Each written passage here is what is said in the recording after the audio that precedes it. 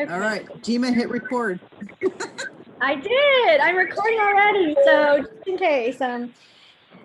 Welcome everyone. Holly Lynn and I are so excited to be here today. We just wanted to say thank you to the ASA and everyone at the ASA who is involved in these K-12 initiatives. And then thank you to all of you, whether you're a classroom teacher, a statistics educator, someone that's working with teachers in another professional capacity. We really are very proud to be a part of this community and appreciate everybody spending some time to do this when we all have lots and lots of other important things to do.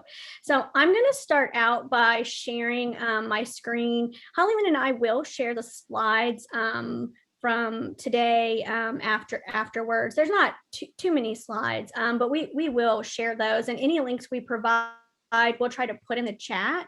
If we don't do a good job of that, just remind us, hey, we need that link, or feel free afterwards. If we've gone through something too fast or there's more information you need about something, please feel free to reach out to us and ask us for more information, or if you just want to be pointed to specific resources.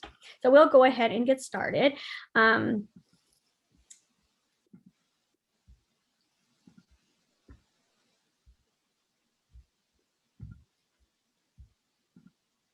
So as I said, I'm Jima Mojica. I work in High Rise with Holly Lynn. Holly Lynn is the director, and I help co-direct the center with Holly Lynn. Just to let you know a little bit generally about our center, we're the hub for innovation and research and statistics education, and everyone in our group is someone that's interested in statistics education and data science. Most of us are former classroom teachers. Holly Lynn and I both have taught middle and high school math. It's been a few years since we've done that, but we were high school and math middle school teachers. We are all interested very much in statistics education. I particularly identify as a statistics teacher educator, more specifically. And all of our efforts at High Rise are about building foundations for building data literacy and building data scientists and informed data citizens. So all of our efforts, we're all statistics educators at heart and have now started thinking more broadly about data science.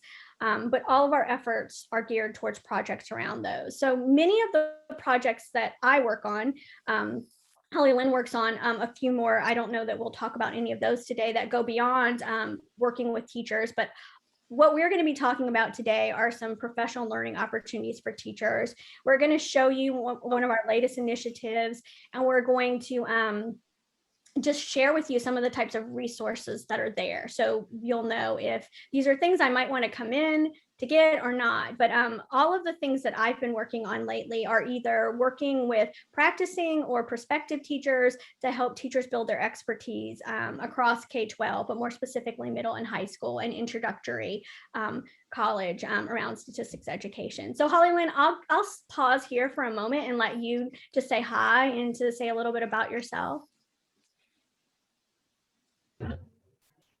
Sure. So I'm Holly Lynn, and High Rise is, if you haven't picked up yet, is situated at NC State.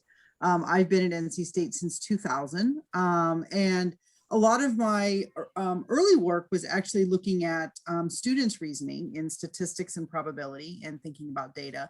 And in the latter part of my career, I've really thought about how to take what we know about students' work in these areas for teacher professional development.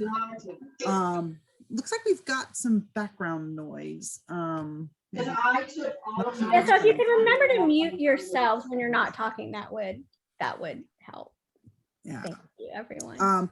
But so in 2014, we started, there was an effort already ongoing at the Friday Institute to do massive open online courses specifically designed for educators. And I was approached to see if I wanted to kind of join in and think about taking some of my work to this larger scale platform.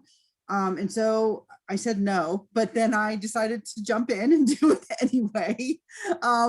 But it really has been a game changer, because it's really helped me kind of think about all the professional development that I've often done in person. How do you really kind of ramp that up and think about how to reach many, many more teachers in online platforms? And so it started I think the first course launched in spring of 2015. We've been developing different courses since then. And so one of our latest grants from the National Science Foundation is actually InStep, which is that last one there, where we're really trying to even ramp it up even further to think about how to best help teachers kind of personalize and meet you where you are. And so what we're going to be doing today is kind of sharing some of the information from that, starting with kind of what we do from on the design perspective and what we've learned from the research that we've done on how these kinds of opportunities for teacher learning have actually impacted teachers. So I'm going to turn it back to Gina so that she can take us forward. Great. And so Chris was mentioning just our project in general. I'll really quickly take you. This is our site.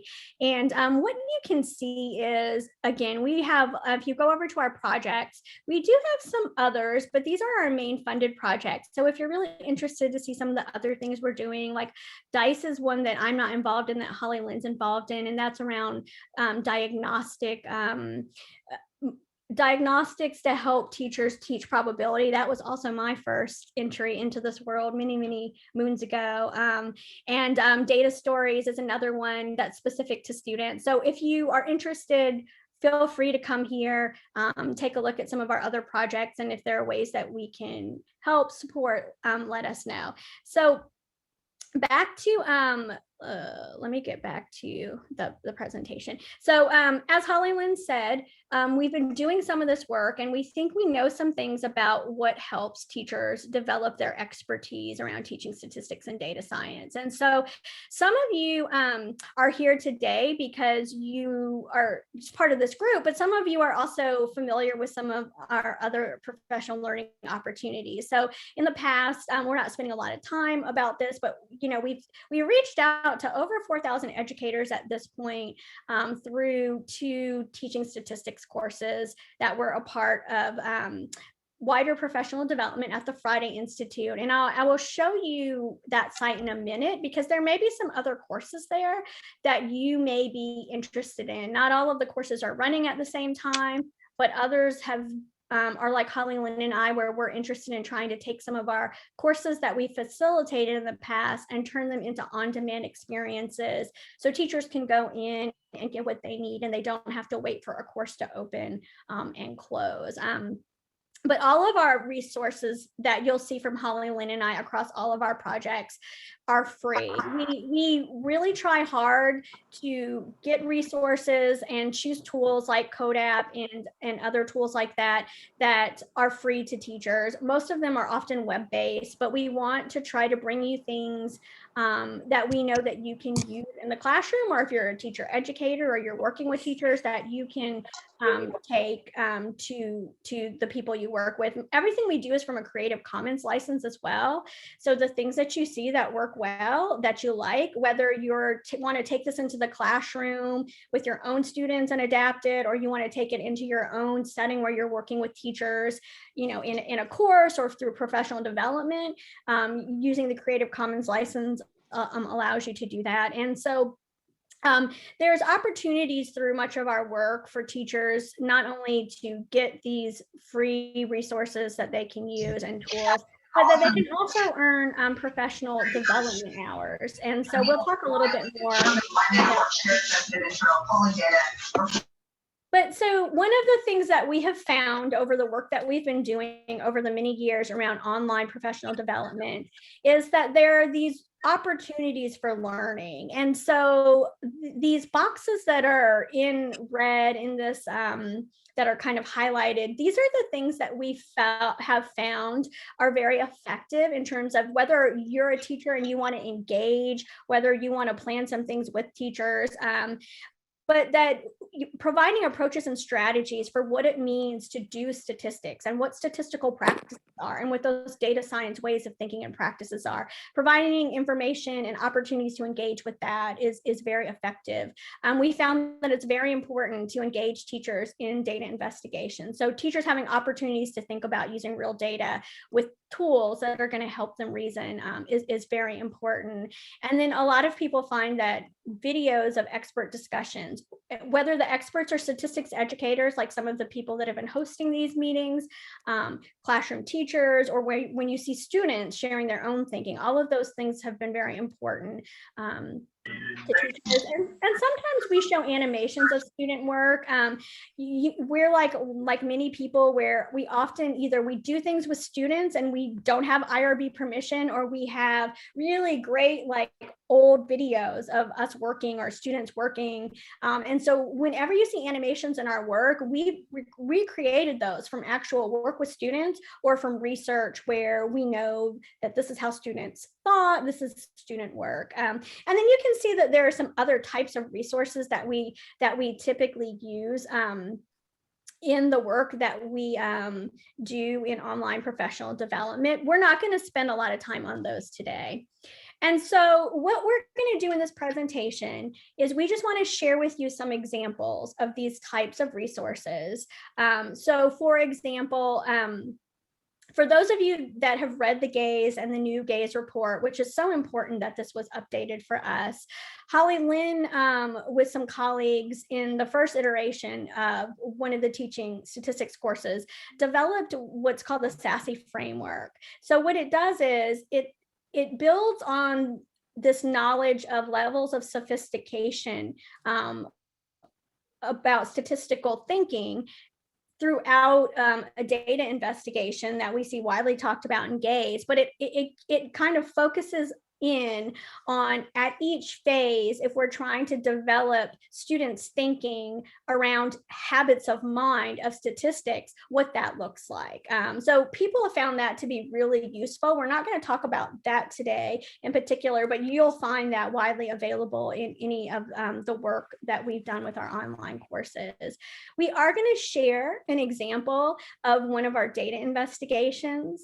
We are going to share an example of our expert panel discussions. And if you look at the screen, some of these people might be familiar to you. Some of them are leaders in ASA in the K-12 initiatives, and some are just, people like me who are members of ASA too. So Chris, we really appreciate that she throughout much of our work has given her time to be a part of helping us make some of these resources for teachers. So we really appreciate her work throughout. And then we're going to give you some examples of some of our classroom-based videos as well, so you can see the kinds of variety of things that are in our courses.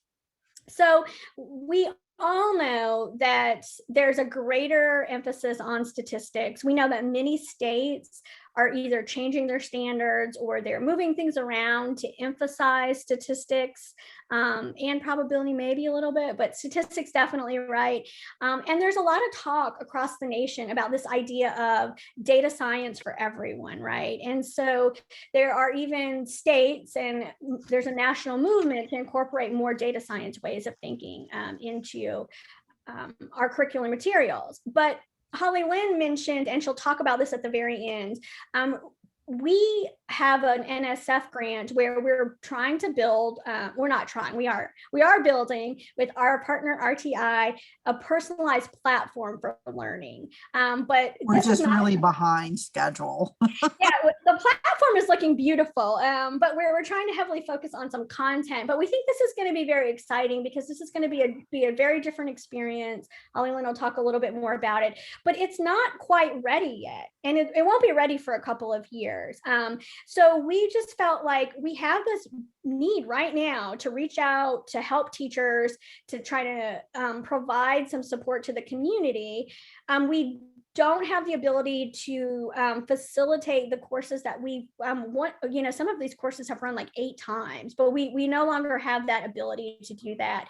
So what we've come up with is this idea of taking the 2 courses that have run already, and we're turning it into an on-demand course. And what that means is, once this course opens, we hope in the middle of June, and we're pretty sure it's going to happen, is that teachers can go in at their own leisure, at their own pace, and they can access materials.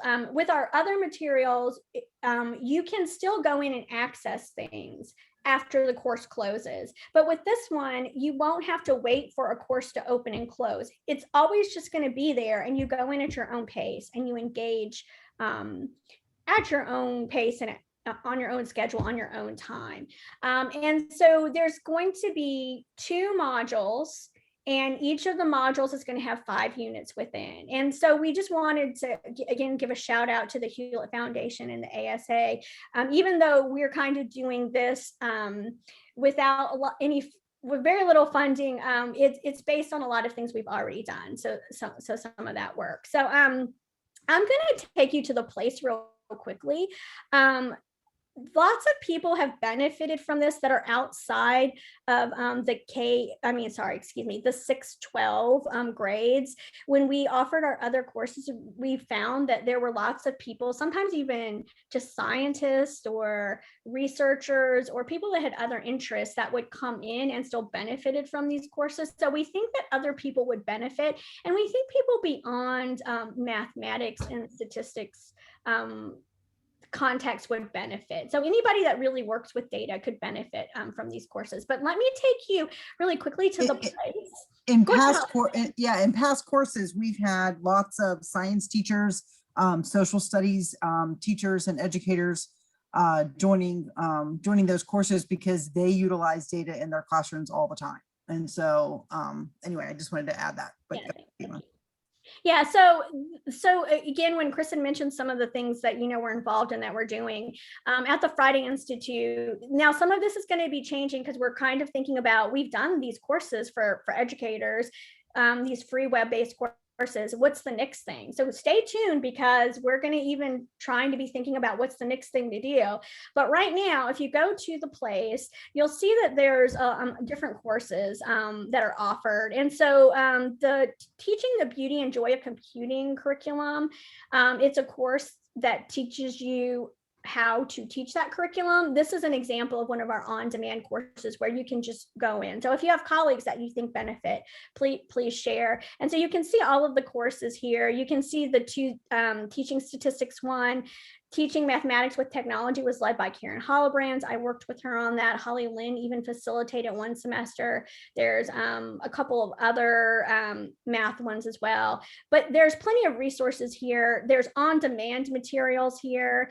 The STEAM project is one that Holly Lynn's the PI on. I work with her on. These are curricular materials that are made for teacher educators to teach mathematics teachers to teach statistics. And then there are the Preparing to Teach Mathematics with Technology, which if you go into this, part of this, there are modules focusing again on preparing teachers around statistics and probability as well. So that's just to kind of show you generally where this comes from.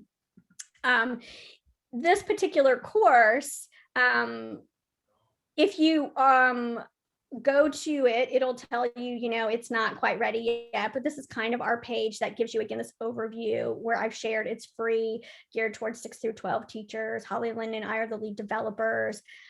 We think it's going to open late spring. We're confident it will open by the middle of June. There's availability to earn CEUs. And so what we're going to do now is take you through a data investigation to just give you an idea of the kinds of things you might see. Okay, so many of you, if you could raise a hand or do a reaction, how many of you have seen either the What's Going On in This Graph series by the ASA and the New York Times, or have seen this particular graph? Yeah, I'm seeing a lot of people. I'm seeing people say, yes, this is familiar to me. And then some people saying no. So this is great because I love to have people who have used this be able to talk about this and how they've used it in their own settings. So I'm not going to go into tons of detail. There's probably lots of people that are in this webinar that actually know a lot more about how this relationship started with the ASA and the New York Times Learning Network. But I'm going to show you what this looks like in our course. Well, not our course, our professional learning experience. And then I'll come back to this and have you get in groups.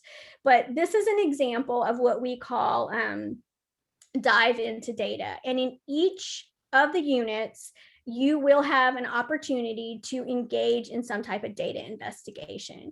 And so I'm not going to get into the second part of this today. I just want you to know it's here. So what we do is we use this particular graph from this resource to set up thinking about why I might want to investigate some nutritional data about cereal. So we're going to talk just about this first part, but then there's an opportunity to do an investigation with a data set. We are using CodeApp as our technology tool, and we provide opportunities to think about, we have some questions for you to think about to engage in a data investigation with some data that's already loaded into a CodeApp document. But for today's purposes, like I said, we are going to go back to the first part of this, and this is how we motivate getting people interested. So you'll notice that some of these questions are very familiar if you're used to working with the graphs in the series. What do you notice? What do you wonder? But then we've provided some additional, we provided some additional opportunities to think about other types of questions that might motivate being interested in some data. And so, for example, you see here, we have this question, who do you think designed this graph? So what were their possible reasons, right, for collecting this data and creating the graph? Do you have a personal connection with the data or patterns in the graph?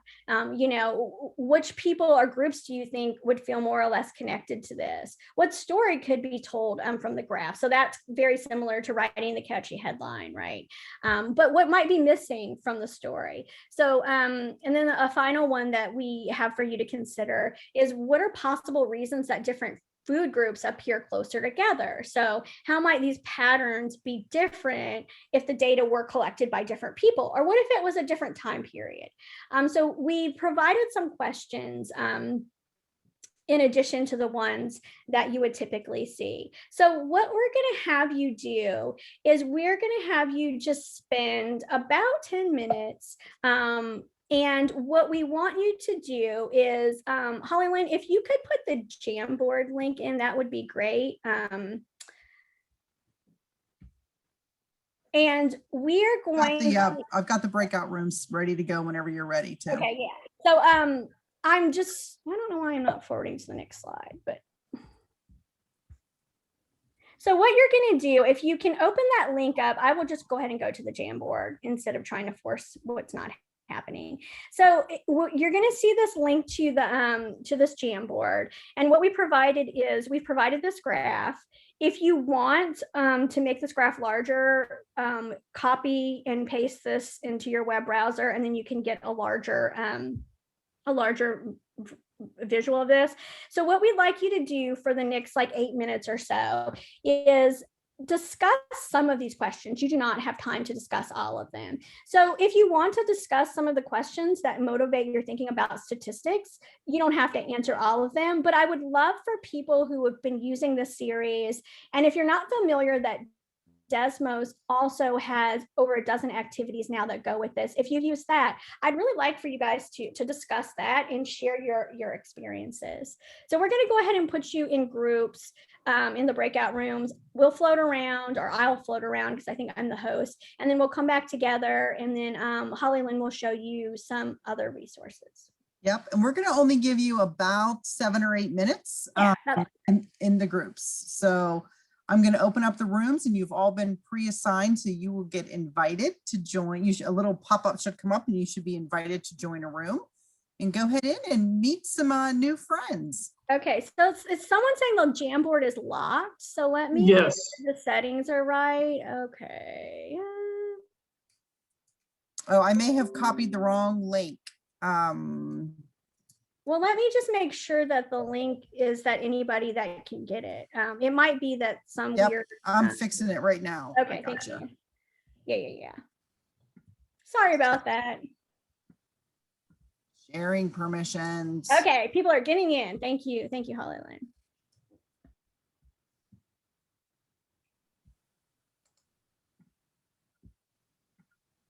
Hopefully that works. There's a lot of people getting in. Thanks. Okay.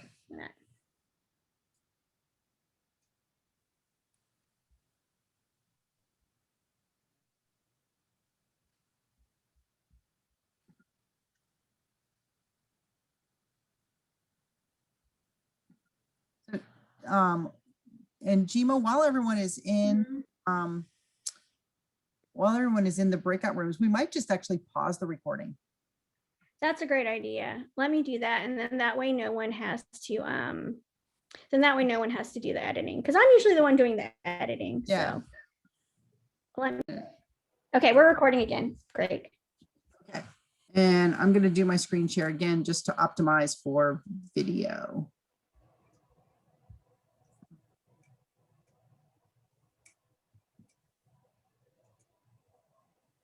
Okay.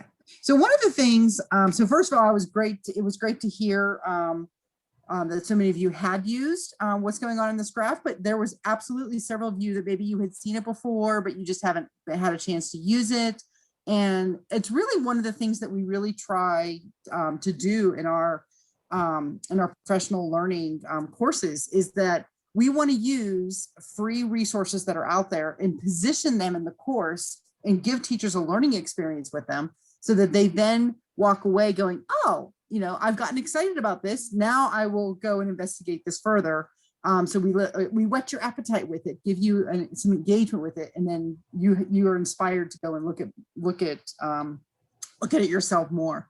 But one of the things that Jima was talking about, some of the different kinds of questions that we added that are different than the ones that are actually in the what's going on in this graph. And these are really actually very much inspired by my work on one of my other projects called Data Stories, where we really get students to think about the personalization of data and the fact that who collects data, how data is measured, how you create visualizations, who's included and not included, all really matter in the story that you create and is told with data. And so some of the questions around, for example, this last question, would these patterns be different if the data had been collected by different people or in a different time period? So, when you look at that scatter plot, some of your favorite cultural favorite foods might not be, or probably aren't on that graph. So for me, I come from a Polish heritage, and pierogies are not on there. Well, they probably would be pretty low on the health area anyway. But students are going to look at this graph and they're going to go, the foods that I don't eat are not on this graph. And we need to have space for those kinds of conversations, for them to think about why was their foods not included in this survey? Should they have been? Would this graph be different if foods that our students actually eat were included in that survey? So I just wanted to kind of point that out, that what we often do is take activities and kind of make them our own. So all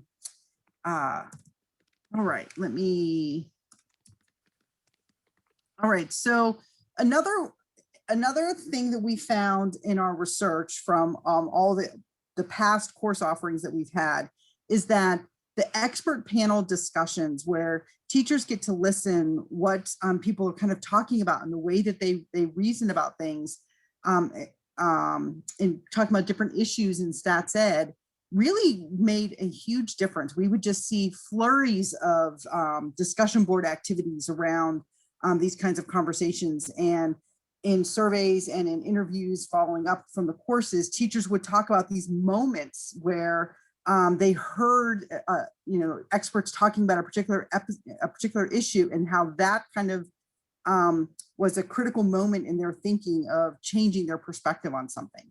And so we want to share one with you today, and you'll see that this includes Chris Franklin. Chris is a star in a lot of our videos, and she told me one time that she was at a conference and somebody said, I've seen videos of you. And she's like, Holly Lynn, you're putting my face all over there, all over the place. But it's because she's got good things to say. So I'm going to play this video. We're not going to play the whole thing, but I want to show you the very beginning of it, and then we're going to actually skip down to the end. But this video is 4 of us talking about what is inferential reasoning. So this is, as you might imagine, we have one module that is focused on inferential reasoning. And a lot of times people see the phrase inferential reasoning and they think, oh, if I'm not teaching AP statistics, I don't have to teach inference. So they think, oh, I don't teach inferential reasoning, but you do. So we're gonna hear from this conversation about what experts think. Hello, I'm Holly Lynn Lee from North Carolina State University, and I'm here with our expert panel, and I'm going to give them a chance to introduce themselves and tell you a little bit about what they've been doing in statistics education. I'm Roger Woodard. I'm from the Department of Statistics at North Carolina State University. I coordinate our large intro course and also just for time's sake. So we have Chris Franklin, Roger Woodard, Marianne Huey, and myself in this conversation. Inferential reasoning. So how would you describe inferential reasoning? Everyone want to take a stab at going first on that? I guess I'll take a shot at it. One of the things I think about when I think about inferential reasoning is the process of inference to begin with, and really understanding kind of what's going into that. So the idea that you understand that the statistic you get from a sample is going to vary from the population values, and that you have to understand that variability if you want to make a generalization from something in a sample to something in a population, or from an experiment to the population in general. Okay. All right. Anything you'd like to add to that? I think Roger has said it well. I know for myself, in working with teachers and with students, I think their natural inclination is, when working with data, they just want to come up with one number that they use to describe the population. And for me, just helping students to realize that maybe either informally or formally, they need to take into account variability and move from descriptive statistics, descriptive models, to more inferential thinking. I have teachers ask me a lot what inference is, and usually they're mathematics teachers who haven't thought about statistics. So I think the big new idea for them is that we take samples of data and try to say something about a wider population or all the data that we probably can't collect.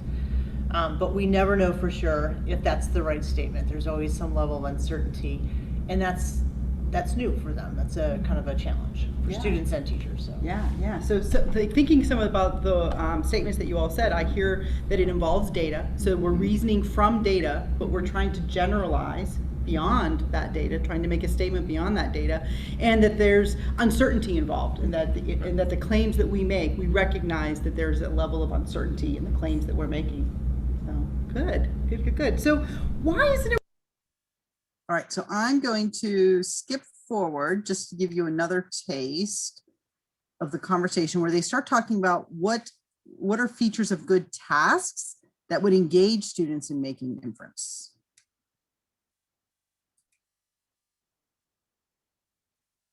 About the kinds of features of a good task that students really have this opportunity to make inferences with.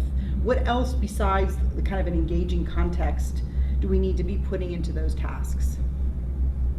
I think, one of the things that you want to help students understand initially is how difficult it is to actually collect data. And that, you you need to formulate questions. You need to have precision about the questions that you're formulating. And once you formulate those questions that necessitate collecting data, that it's not always an easy task to get the data that you need to answer your question. So I think the process of formulating their questions and then thinking about how to collect that data to answer that question is a very powerful piece. What students typically want to say, well, let's just go gather some data here and let's analyze it and then let's make a conclusion. But it's that upfront piece that I think we need to put more emphasis on. Yeah, yeah.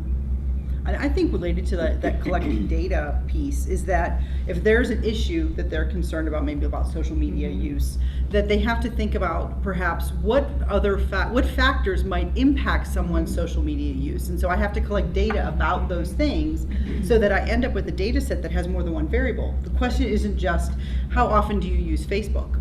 Or how many social media accounts do you use? It might matter what gender you are. It might matter your age. It might matter. Multivariate thinking. Exactly. So it's trying to promote this multivariate thinking, and so we have to get them to think about collecting data that's multivariate in nature. Well, I think they initially have to think about what population they clearly define the population that they're wanting to try to make conclusions or inferences Absolutely, about. and collect the data from that That's exactly population. right. So there's a lot of that up front that I just don't think we spend enough time on with the students to think about. Yeah, yeah. And I think also one of the characteristics of tasks that I kind of think about is that there needs to be some kind of reason for them to make an inference. There's some context that's real to them about, why do we care about, the popularity about Pixar and DreamWorks, or what, the example that I heard earlier today about trash and recycling. There's a social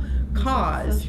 There's an environmental cause about being able to kind of infer something about whether you recycle or not, and being able to make claims that can help further some cause. I think one of my favorite examples from the elementary level is, when I would go into my son's schools and I'd see these beautiful posters on the school walls where data had been collected about the favorite shoes, your favorite type of shoes to wear, these beautiful pictographs or these bar graphs. And then I would ask the teachers, well, what was your motivation for collecting this data? And it was, we needed to meet a certain standard, about creating bar graphs, pie charts. And I think that was really what helped me begin to think years ago, we need to help bring up this upfront piece. So I would say, well, why not motivate the reason the students are collecting this data? You have a shoe store down the road where the owner can only keep a certain amount of stock of shoes in the store, and he needs to know what's most popular now among first and second graders in the school. So let's help out by collecting some data. Let's conduct a survey. Yeah. And so I think it's just a simple matter of helping that understanding that there has to be a motivating reason for why. And I think the students would really enjoy that. They're helping out the local shoe store out That's there. right. That's right. I was actually in my son's second grade classroom, and So I'm going to stop that there so we can move on. But that particular conversation, many teachers in our past courses would say that they had never really thought about how important context was in the statistics units that they taught, and that having a reason for actually thinking about the different skills, all the different standards that they have to meet and the different skills, and really thinking about, I have to ask a good question, and the kids actually have to be motivated by that. There's got to be a reason, we're not just making a bar graph or a box plot because they have to learn the techniques of running a box plot. That there's a reason why, and that we're looking at the particular data and that data representation to try to make some decisions. So, Hello. That's not what I meant to do. Can I just tell you how many times I have had to listen to videos where I go, hello?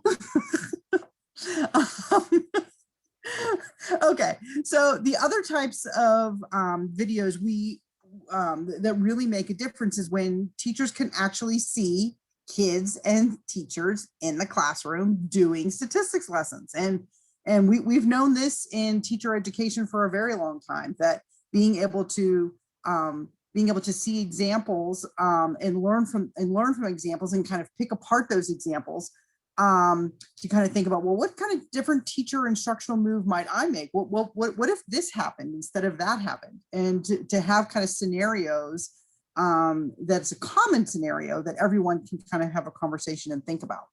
So I do think we are almost out of time. So I'm going to skip forward here to a point where this teacher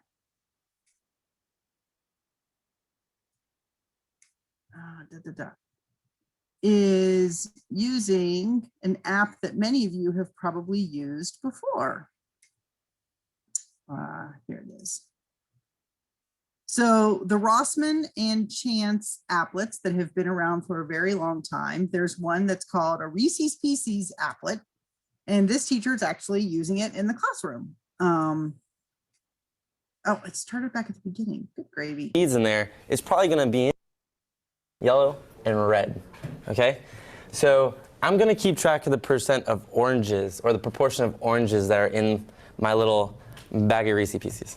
Okay, so here's the deal. I want you guys to tell me what the proportion of oranges in there based on the sampling. Okay, you don't know what it is yet, right? Can you see it? It's actually right. It's right there, but I'm not showing it to you. Okay.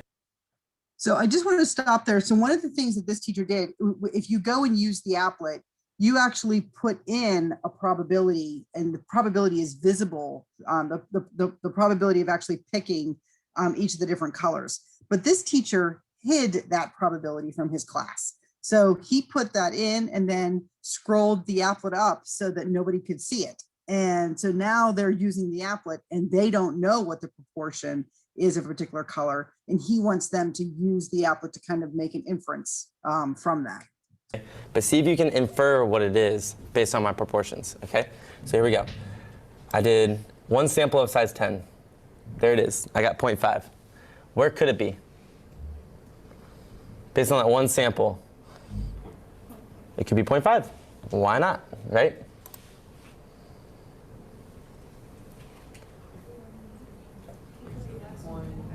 Huh? Yeah, it could be less or more, okay? So it can, maybe it's 0.8. Maybe I got it right there, right? So with the first sample, it got 0.5, then it got 0.8. I hope Parth didn't get it. I don't want him to get it. I'm just kidding. I want you to get it. It's 0.6 so far. Oh, 0.7. Uh-oh. I don't know. I forgot what I write. I'm nervous now. Okay, so I'm going to increase this. Let's do like 500. Let's just get this game on. I'm going to take animate off. Whew.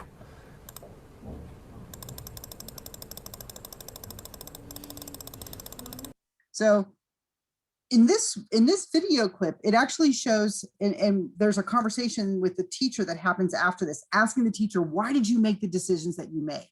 And so it's a great way for teachers to kind of see how a teacher used an applet that's readily free available, the kinds of decisions that he made, the kinds of questions that he asked the students while they were using it. The students weren't using the applet, he had it just displayed for them. So it was a whole group kind of activity.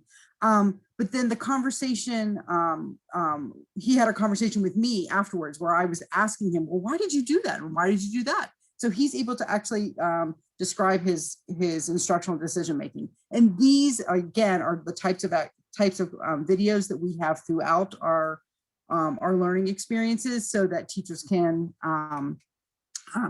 engage with them. I'm going to totally just give a sky high view of this.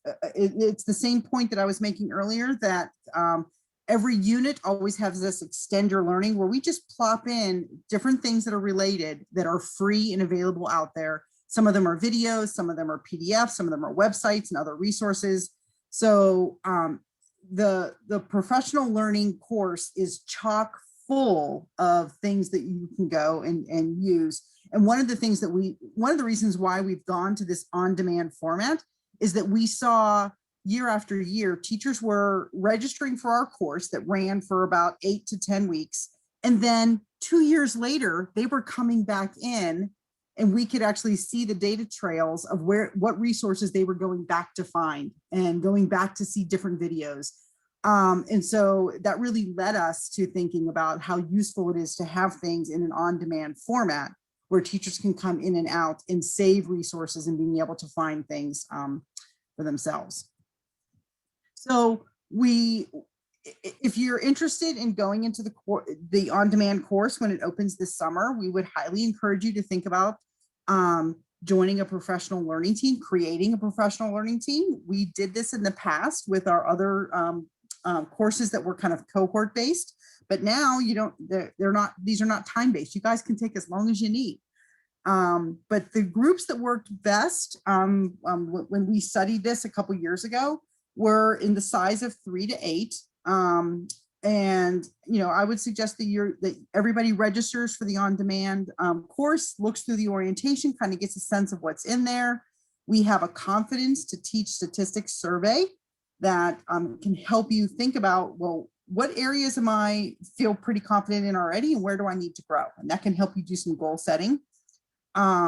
Pick a target date for when your group would kind of like to work through things. Set up regularly spaced meetings. We've had lots of groups that met once a week and then quickly found that was too exhausting. The groups that met like every other week tended to stick with it a little bit more. Agree what you want to do when you're together. So for example, you might want to say, you know what, let's always do the dive into data together. So we can like play with the data and talk about that and experiencing that together.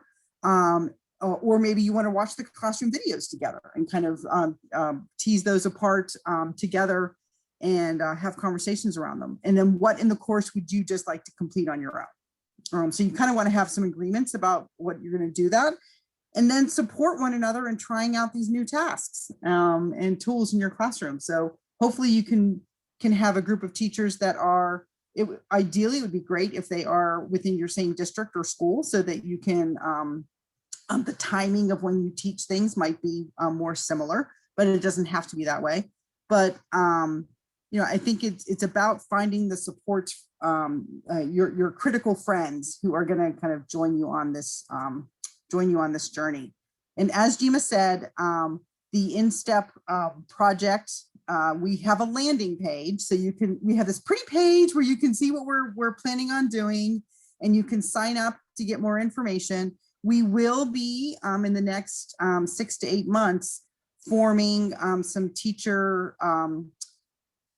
focus groups to actually get some information from teachers, signing up to have actually teachers be our piloters. So if you're interested in that, go ahead and sign up and shoot us an email and let us know that you might be interested in being a piloter. But this is a research project. And so before we open it up to the public, we're going to do our due diligence and do research on the design of it before it's open. And that's one of the reasons why we've kind of stopped our work on InStep for a little bit and are pushing to get that on-demand course open so that some of our things are at least out there and open and ready for people, particularly since the GACE 2 came out in 2020. We know that lots of teachers are wanting to get in there and get their hands dirty and learn some more.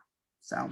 And also, if you're interested in doing professional learning or being on a professional learning team, or you want us to help you form one for Amplify, we are going to be having a component of that too, where we would like teacher feedback. And we're going to be doing some research where, again, we'll be compensating teachers for their time in this. So if you're interested in either you already think you have a team or you want to form some in your district or you want to be a part of a team, again, reach out to us and email us because we're going to start trying to organize that part of it soon, which again will open up in June. It doesn't mean you have to start then, but we're going to start thinking about trying to organize those. So reach out definitely for that part as well.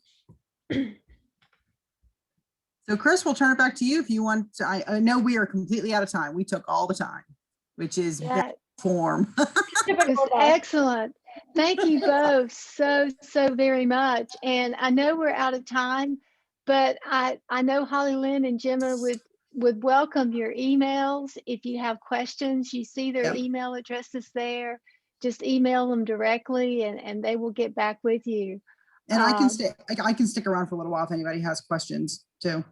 Yes, if anyone wants to stay, they can. Um, well, I guess I should go ahead and end it because I know I want to be very aware of your time, and thank you for joining us today. We are going to plan on having one more K through 12 chat for the school year in May. What we were thinking is that all of you would be the presenters for that chat. We'd like for you to think about and reflect on your school year, especially during COVID times that we are experiencing. And when you come to the next chat, we'd like for you to be able to share with us what you consider one of your big successes this year in teaching. But we would also like for you to share maybe one thing that you would like to change for next year with your teaching. So think about this school year and come next May with a time to share. We'll be sending out a notice with the date, but we should get that out hopefully in the next couple of weeks. I know this is a busy time of the year for everybody, what with testing and just the end of the year. But I think it would be very, very useful for all of us to just reflect and share about our Yeah. school years. And Chris, can we send an email to everybody who registered for this session with a link to the video when it gets posted? There was a question about the video and, Yes, and a copy of our slides. yes, I'll be happy Great. to. Great.